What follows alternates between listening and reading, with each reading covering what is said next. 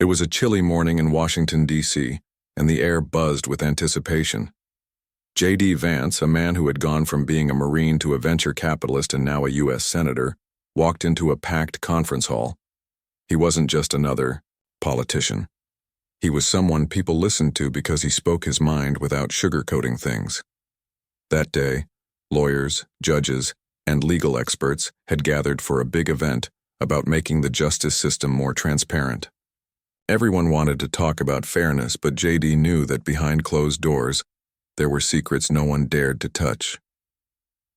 As he took his seat on stage during one of the panel discussions, J.D. felt the weight of the room. People were nodding along, as speakers talked about improving trust in courts, but something didn't sit right with him. These conversations always seemed too polished, too rehearsed. It was like everyone was tiptoeing around the real issues instead of calling them out.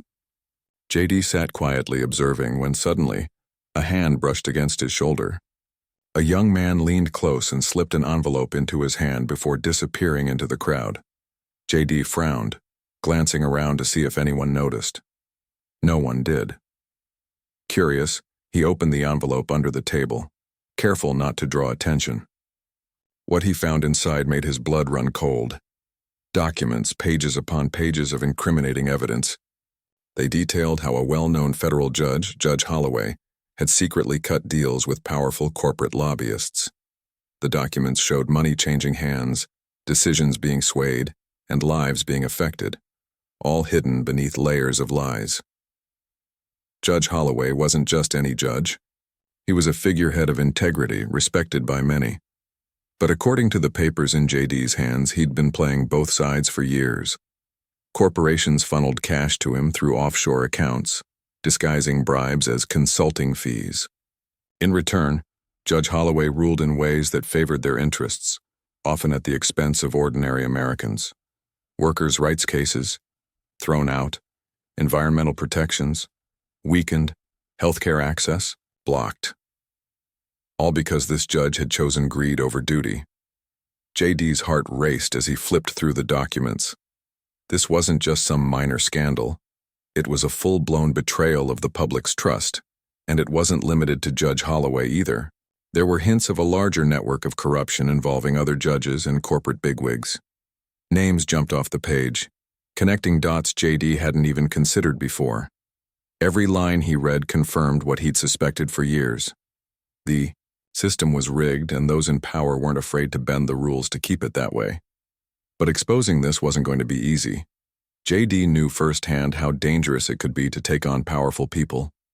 As he sat there, gripping the edge of the table, he weighed his options. On one side, there was safety, the kind that came with staying quiet and letting sleeping dogs lie. On the other, there was risk, the kind that could cost him his career or worse. Yet deep down, J.D. couldn't ignore the voice telling him this was bigger than him. If he didn't act, who would? The rest of the panel discussion passed in a blur. J.D. barely heard the speakers anymore. His mind was racing, trying to figure out the next steps. Who could he trust? How could he verify the information?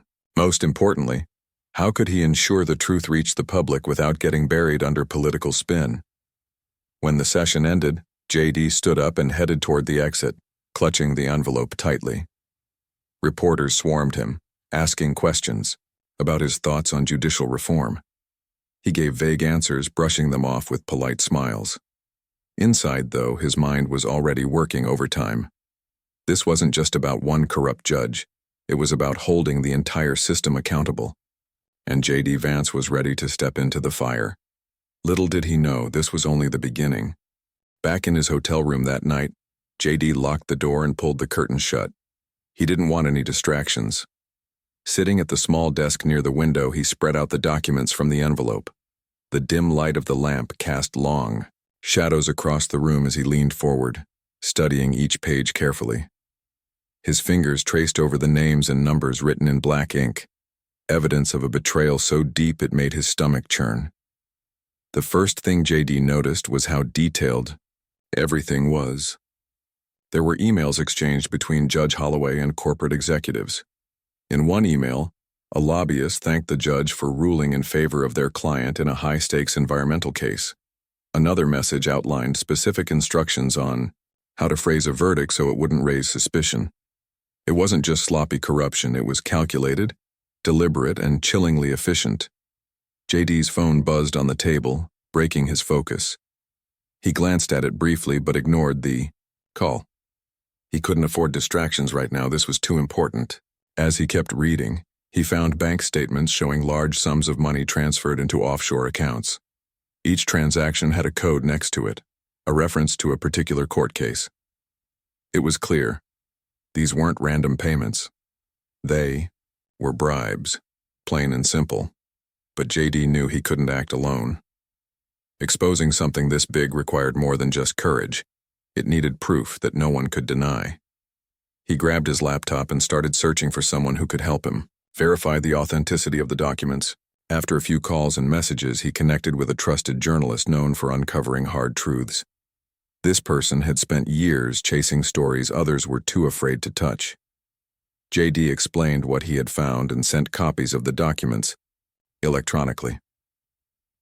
Over the next few days, JD worked tirelessly alongside the journalist. Together, they analyzed every piece of evidence using advanced tools designed to detect forgery or tampering. They cross-checked dates, signatures, and financial records against publicly available databases. Every detail matched up perfectly. The documents weren't fake, they were real, damning proof of widespread corruption. As word quietly spread about JD's investigation, more people began coming forward. Some were former clerks who had worked in Judge Holloway's chambers. Others were low-level employees at corporations involved in the bribery scheme. Each new source added another layer to the story, painting an even darker picture than JD had initially imagined. One whistleblower shared audio recordings of private meetings where deals were struck behind closed doors. Another provided internal memos outlining strategies to manipulate rulings without raising eyebrows. Every revelation hit JD like a punch to the gut. These weren't isolated incidents, they were part of a pattern. Powerful companies weren't just influencing decisions, they were controlling them. And the judges, they weren't impartial arbiters of justice. They were pawns in a game rigged by greed. Despite the mounting evidence, JD couldn't shake off the feeling of unease growing inside him. Late at night, when the city outside his hotel window went quiet, he'd sit alone, staring at the pile of papers on his desk. What if he was wrong? What if this blew up in his face? He thought about his family, the sacrifices they'd made for him to get where he was today. Was he putting them in danger by pursuing this? His fears weren't unfounded. Soon after starting his investigation, anonymous threats began flooding in. Emails warned him to back off or face consequences. Text messages arrived at odd hours filled with vague but menacing language. Even some of his colleagues urged caution, reminding him how powerful the people implicated in this scandal really were. "You're playing with fire," one senator told him during a private conversation. "These guys don't mess around." Yet despite the pressure, JD refused to quit. Something inside him, a mix of anger, determination, and maybe even stubbornness, kept pushing him forward. He thought about all the ordinary people affected by these corrupt decisions. Families losing jobs because of biased rulings. Communities suffering because polluters got away scot-free. Patients denied affordable health care because of corporate greed. For JD, this wasn't just about politics anymore. It was personal. One evening, as he reviewed yet another batch of evidence, JD realized something crucial. This wasn't just about exposing wrongdoing. It was about giving a voice to those who had none. People deserved to know the truth, no matter how ugly it might be. And if JD didn't step up, who would? By the end of the week, JD felt ready. The pieces of the puzzle fit together seamlessly, forming a narrative impossible to ignore. He knew exactly what he had to do next. But as he packed up his notes and turned off the lamp, he couldn't help but wonder, would anyone believe him? Or would the system protect itself, silencing him? Before he could speak, the battle was far from over. The day had finally arrived. J.D. Vance stood outside the Senate Judiciary Committee hearing room, his heart pounding like a drum. He'd spent sleepless nights preparing for this moment, rehearsing what he would say and how he would present the evidence. But no amount of preparation could calm the storm brewing inside him. This wasn't just another political event, it was a reckoning. Today, he would confront one of the most powerful figures in the judicial system, Judge Holloway. With undeniable proof of corruption, JD adjusted his tie in the mirror, took a deep breath, and walked into the room. Cameras flashed as reporters jostled for position, their lenses trained on every movement. Senators sat at the long wooden table, shuffling papers and whispering among themselves. The atmosphere was tense, charged with anticipation. Everyone knew something big was about to happen, but no one quite understood the magnitude of what JD was about to reveal. As the hearing began, lawmakers took turns discussing recent cases of misconduct within the judiciary.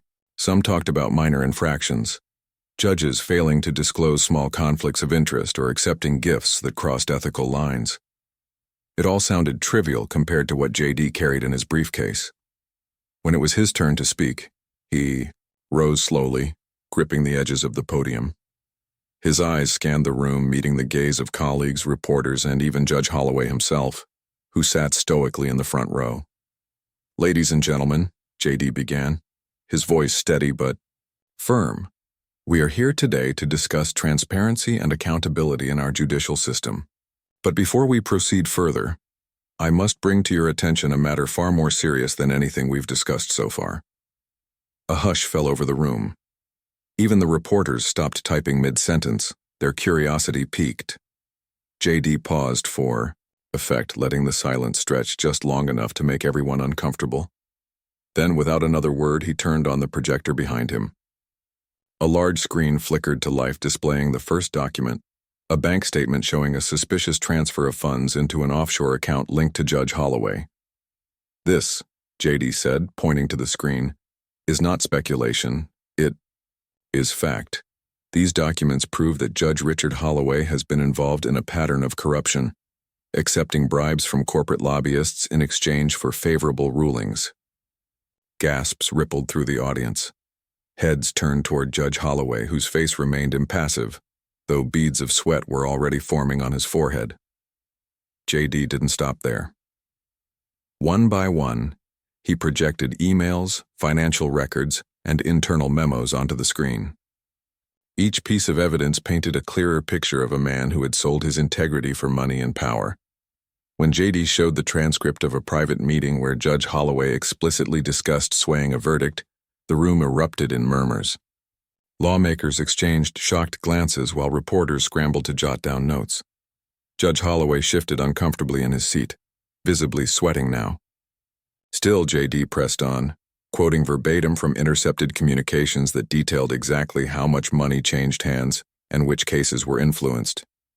"Let me be clear," JD said, his tone sharp and unyielding. "This isn't just about one judge making poor choices. This is about a systemic failure, a betrayal of the very principles our justice system is built upon. Ordinary citizens deserve better. They deserve judges who serve the law, not corporations." By this point, Judge Holloway couldn't stay silent any longer. He stood abruptly, his chair scraping against the floor. "This is outrageous," he shouted, his voice trembling with anger and panic. "These allegations are false. Senator Vance is fabricating lies to destroy my reputation." But JD wasn't fazed. He calmly pulled up another document, a signed agreement between Judge Holloway and a major corporation detailing the terms of their arrangement. "Does this look fabricated to you?" JD asked, turning the screen toward the judge. "Because, if you'd like to explain why your signature appears on this contract, I'm happy to give you the floor." Judge Holloway froze, his face pale. For a moment it seemed like he might try to deny it again, but instead, he muttered something under his breath and stormed out of the room. The sound of the door slamming echoed through the chamber, leaving behind stunned silence. No one moved. No one spoke. It was as if the entire room had collectively held its breath. Reporters stared at their screens, frantically typing updates. Senators exchanged uneasy looks, unsure of what to do next. And JD? He stood tall, his expression unreadable. Inside, however, He felt a mix of emotions, relief that the truth was finally out, but also dread over the backlash he knew would follow. Minutes passed before anyone broke the silence. Finally, the committee chairman called for order, urging everyone to remain focused. "We will investigate these claims thoroughly," he announced, though his voice lacked conviction. JD knew the road ahead wouldn't be easy. Powerful people would fight back, using every tool at their disposal to discredit him and bury the story. But as he gathered his notes and stepped away from the podium, JD allowed himself a small smile. He had done what he set out to do. The truth was out there now, impossible to ignore. Whether the system chose to act on it was another question entirely. But for today at least, the scales of justice had tipped ever so slightly toward fairness. Outside the hearing room, phones buzzed with breaking news alerts. Social media exploded with reactions, ranging from outrage to disbelief. Protesters began gathering outside courthouses across the country, demanding answers and accountability. Meanwhile, JD's phone lit up with messages, from supporters praising his bravery to critics accusing him of grandstanding. As he walked through the halls of Congress, JD couldn't help but reflect on the weight of what he'd just done. Exposing corruption wasn't just about bringing down one bad actor. It was about shining a light on the cracks in the foundation of the system itself. And while the battle was far from over, JD knew one thing for certain. The fight for justice had only just begun. The hours after the explosive hearing felt like a whirlwind. JD Vance walked out of the Senate Judiciary Committee room to find chaos waiting for him. Reporters swarmed around, shoving microphones in his face and shouting questions faster than he could process them. "Senator Vance, is this the biggest scandal in judicial history?" one yelled. Another asked, "Do you think Judge Holloway will resign?" The noise was deafening, but JD kept moving, his focus sharp despite the storm around him. He knew what he'd just done would send shockwaves across the country, and it already had. By the time he reached his office, social media was ablaze, with reactions. Hashtags like Maubrang Justice for All and Nagar Expose Corruption trended nationwide. Videos of the hearing were shared millions of times, with clips of JD confronting Judge Holloway going viral. People were angry, outraged, and demanding answers. But not everyone was on his side. Critics accused him of grandstanding, saying he was using the scandal to boost his political profile. Others claimed he was tearing apart the judiciary for personal gain. JD ignored the noise for now. He had bigger battles to fight. Behind closed doors, things weren't much calmer. Powerful figures who once called themselves allies suddenly distanced themselves from JD. Phone calls from colleagues stopped coming. Invitations to key meetings disappeared overnight. Even some members of his own party began whispering that he'd gone too far. "You've made enemies you can't afford to have," one senior senator warned during a rare private conversation. JD nodded politely but didn't budge. He knew standing up to corruption came with consequences, and he was prepared to face them head-on. Meanwhile, the fallout for Judge Holloway was swift and brutal. Within hours of the hearing, news outlets dug into his past, uncovering even more questionable behavior. Old cases where his rulings seemed unusually favorable to corporate interests were revisited. Former clerks spoke out, alleging they'd witnessed shady dealings firsthand. Protesters gathered outside courthouses holding signs that read, "No justice, no peace, and judges for sale." Public trust in the judiciary plummeted, and calls for accountability grew louder by the minute. But Judge Holloway wasn't the only casualty. As investigators combed through the evidence JD had presented, they discovered links to other judges involved in similar schemes. One by one, names surfaced, judges who had accepted bribes, manipulated verdicts, or turned a blind eye to wrongdoing in exchange for perks and payouts.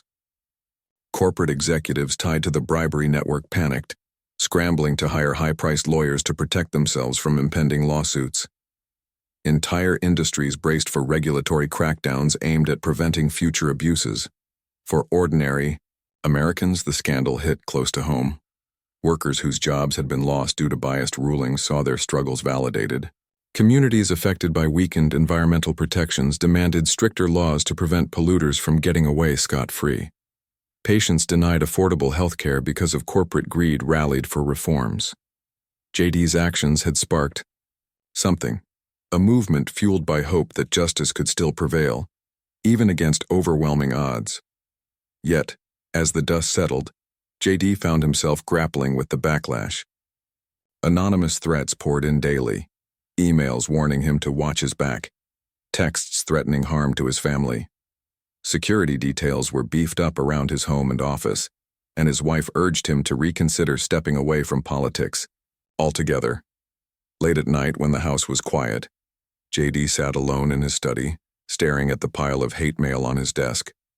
Was it worth it? Could one person really make a difference? Despite the pressure, JD refused to back down. He spent long hours giving interviews explaining why exposing corruption mattered, not just for today but for future generations. In every conversation, he emphasized that this wasn't about targeting individuals. It was about fixing a broken system. If we don't hold ourselves accountable, he told one reporter, then who will? Public opinion remained divided. Polls showed mixed reactions, with some praising JD's courage while others condemned his tactics. Supporters sent letters thanking him for standing up against entrenched power structures. Grassroots movements sprang up, organizing rallies and petitions advocating for greater transparency in government. Ordinary citizens inspired by JD's example took to social media, sharing stories of how corrupt systems had impacted their lives. For every critic, there seemed to be someone cheering him on, reminding him why he entered public service in the first place. One evening, as JD scrolled through messages from supporters, he came across a note from a single mother in Ohio. She wrote about how her son's school had been shut down due to pollution from a factory that escaped penalties thanks to a biased judge. "Thank you for fighting for people like us," she ended her letter. JD stared at the screen, his eyes misty. Moments like these reminded him why he couldn't give up. Not now, not ever. As weeks turned into months, progress began to take shape. Lawmakers introduced new legislation aimed at increasing oversight of judges' financial dealings. Independent, watchdog groups gained authority to investigate misconduct without interference. Judges implicated in the scandal faced investigations, leading to arrests and indictments. Judge Holloway, unable to withstand the mounting evidence against him, ultimately pleaded guilty to multiple charges and resigned in disgrace. His downfall served as a stark reminder that no one was above the law, not even those sworn to uphold it. For JD, though, victory came at a cost. Opponents continued painting him as divisive, questioning his motives and accusing him of seeking attention.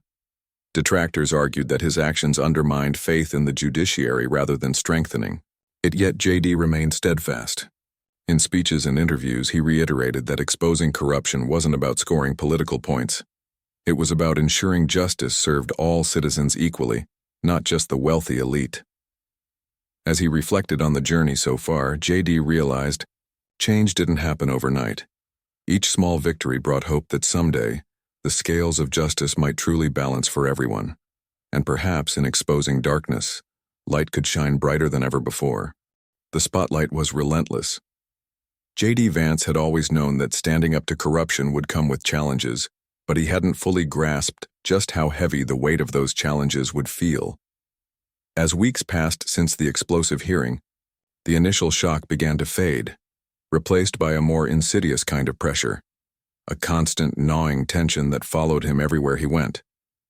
At first, it was the little things. His phone buzzed nonstop, lighting up with messages from reporters, supporters, and critics alike. Some praised his courage, calling him a hero for taking on entrenched power structures. Others hurled insults, accusing him of ruining lives and destabilizing the justice system. He tried to ignore the negativity, focusing instead on the positive responses, but it wasn't easy. The sheer volume of attention made it hard to separate the signal from the noise. Then came the threats, dark, menacing words sent anonymously. Through emails, texts, and even letters slipped under his office door. "You'll regret this," one read. Another warned, "Your family will pay the price." Each message felt like a punch to the gut, leaving JD shaken despite his outward composure. He hired private security to patrol his home and accompany him wherever he went. For the first time in years, he found himself double-checking locks before bed, glancing over his shoulder when walking through parking lots and avoiding places where crowds gathered too densely. But the hardest part wasn't the danger. It was watching his loved ones suffer because of his decision. His wife bore the brunt of it silently, though he could see the toll it took on her. She stopped scrolling through social media after trolls targeted her with cruel comments about their marriage and parenting choices. Their kids, still too young to understand what was happening, picked up on the stress around them. Bedtime stories were interrupted by hushed arguments about whether staying in politics was worth the risk. One night, as JD tucked his youngest child into bed, the boy looked up at him with wide eyes and asked, "Dad, why are people mad at you?" JD's throat tightened. How do you explain something so complex to someone so innocent? Friends and extended family weighed in too, though not always helpfully. Some urged him to step back, warning that the fight wasn't worth losing everything he'd worked for. "You've got a good life," an uncle said during a tense phone call. "Why throw it all away for this?" Others quietly distanced themselves, afraid of being associated with someone embroiled in such controversy. It stung, but JD understood. Not everyone was cut out for the kind of battle he'd chosen to wage. Late at night, when the house was quiet and the rest of the world seemed asleep, JD sat alone in his study, staring at the pile of documents that had started it all. He replayed the events in his mind. The moment he received the envelope, the heated confrontation, in the hearing room, the public backlash that followed. Had he done the right thing? Was exposing corruption worth the cost to his personal life? These questions haunted him, keeping him awake long after everyone else had gone to bed. And yet, amid the chaos, there were moments of light. Small reminders of why he'd stepped into the fire in the first place. Letters poured in from ordinary Americans who thanked him for standing up against injustice. A coal miner from West Virginia wrote about how his community had been devastated by corporate greed enabled by corrupt judges. A teacher described how pollution from unchecked factories had forced her school to close, leaving students without access to education. A single mother shared how medical debt had crippled her family after a biased ruling denied her affordable health care. Each story reinforced what JD already knew. The system was broken, and someone had to speak up. These voices became his anchor, pulling him back whenever doubt threatened to overwhelm him. During particularly tough days, he reread the letters, letting the gratitude and hope contained within them remind him of the bigger picture. "It's not about me," he told himself over and over again. "It's about them." Still, the strain wore on him. Friends noticed changes in his demeanor. He seemed quieter, more reserved, carrying the weight of the world on his shoulders. Colleagues remarked on how he'd aged in just a few short months, lines deepening around his eyes and gray creeping into his hair. But JD didn't complain. He knew leadership often meant making sacrifices, and if enduring hardship meant protecting others, then so be it. One evening, exhausted from another long day of hearings and interviews, JD decided to take a walk. The streets of Washington, D.C. were unusually calm, the usual hustle and bustle replaced by a rare moment of peace. As he wandered past monuments and memorials, he thought about the men and women whose legacies lined these avenues: Lincoln, King, Roosevelt.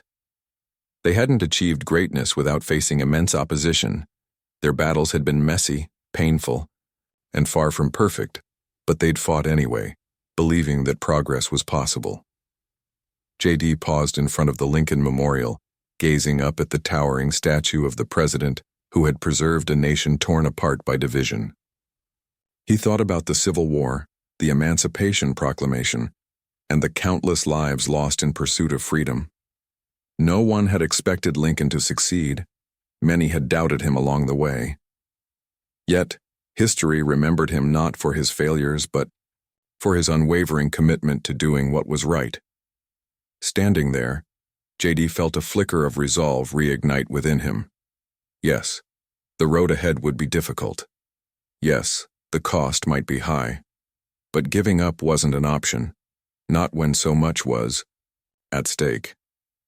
If anything, The adversity only strengthened his determination. Corruption thrived in silence, and he refused to let it win. As he turned to head home, JD realized something important. The struggle wasn't just his anymore. It belonged to everyone who believed in fairness, accountability, and justice. And, while he couldn't control how the story ended, he could ensure that he played his part with integrity and courage. That, he decided, was enough. For now. Months had passed since the bombshell hearing that exposed Judge Holloway and his web of corruption. The dust had settled, but the ripple effects continued to spread far beyond what anyone could have imagined. J.D. Vance watched as the nation grappled with the aftermath, not just of the scandal itself, but of the deeper questions it raised about trust, accountability, and justice. It wasn't an easy time for anyone, least of all J.D., who found himself at the center of a storm that showed no signs of calming. Reforms began taking shape slowly, but surely. Lawmakers introduced sweeping legislation aimed at cleaning up the judiciary. Judges were now required to disclose their financial dealings in greater detail, and independent oversight committees gained new powers to investigate misconduct without interference. Offshore accounts once used to funnel bribes became harder to hide thanks to stricter banking regulations. Corporations involved in the bribery schemes faced hefty fines and lawsuits, sending a clear message that such behavior wouldn't be tolerated anymore. For many ordinary Americans, these changes felt like long overdue victories, proof that the system could still work when pushed hard enough. But reform didn't come easily or quickly. Powerful figures fought back fiercely, using every tool at their disposal to delay progress. Lobbyists poured money into campaigns opposing the new laws, arguing they were unnecessary and burdensome. Some judges claimed the measures infringed on their independence, while corporate executives warned of economic consequences if businesses were held accountable too harshly. Every step forward seemed to meet resistance, forcing J.D. and his allies to dig in their heels and push even harder. Through it all, J.D. remained a polarizing figure. To some, he was a hero, a man willing to risk everything to expose the truth and demand better from those in power. Supporters praised him for shining, a light on dark corners of the system and inspiring others to do the same. Grassroots movements sprang up across the country, organizing rallies and petitions calling for transparency and fairness. People who had never been politically active before suddenly found themselves speaking out, emboldened by J.D.'s example. Yet, not everyone saw him as a savior. Critics accused him of grandstanding, saying his actions were motivated by ambition rather than principle. Opponents argued that he had damaged public faith in the judiciary by airing its dirty laundry so publicly. Political cartoons mocked him, portraying him as either a crusading knight or a reckless troublemaker, depending on the artist's perspective. Even within his own party, opinions were divided. Some admired his courage, others worried he was alienating key allies they needed for future battles. Despite the criticism, J.D. refused to soften his stance. In speeches and interviews, he reiterated that exposing corruption wasn't about tearing down institutions. It was about strengthening them. "If we want people to believe in the system," he said during one televised address, "then we have to prove it works for everyone, not just the powerful few." His words resonated with many, especially those who had grown cynical about politics and government over the years. For J.D. personally, the journey left scars that would take time to heal. The threats hadn't stopped. They'd only grown more frequent and specific. Security details remained a constant presence in his life, accompanying him everywhere he went. His family adapted as best they could, though the stress lingered. There were days when J.D. wondered if it was worth it, if the sacrifices outweighed the gains. But then he'd receive another letter from someone thanking him for standing up, or see another community rally together to demand change, and he'd remember why he couldn't give up.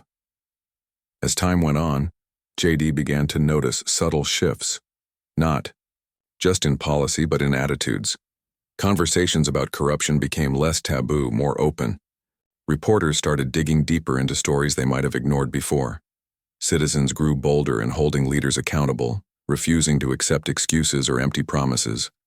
Slowly but surely, The culture was changing, and JD knew he'd played a role in sparking that transformation.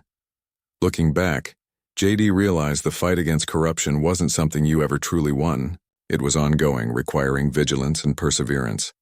Systems built over decades couldn't be fixed overnight, and there would always be those who sought to exploit weaknesses for personal gain. But progress, no matter how incremental, mattered. Each small victory brought hope that someday, the scales of justice might tip closer to balance. One evening, as JD sat on the porch of his home watching the sunset, he reflected on the past year.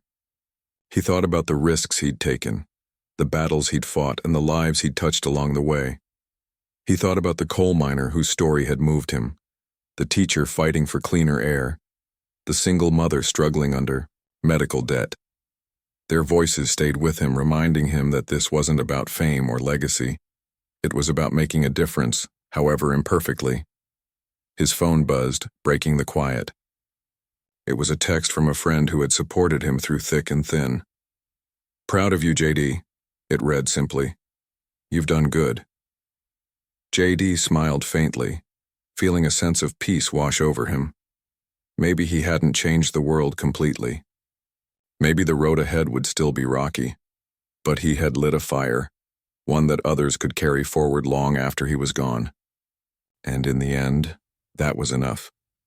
As darkness fell, JD stepped inside, closing the door behind him. The fight wasn't over, not by a long shot, but for tonight, he allowed himself to rest, knowing that tomorrow would bring new challenges and new opportunities to keep pushing for justice.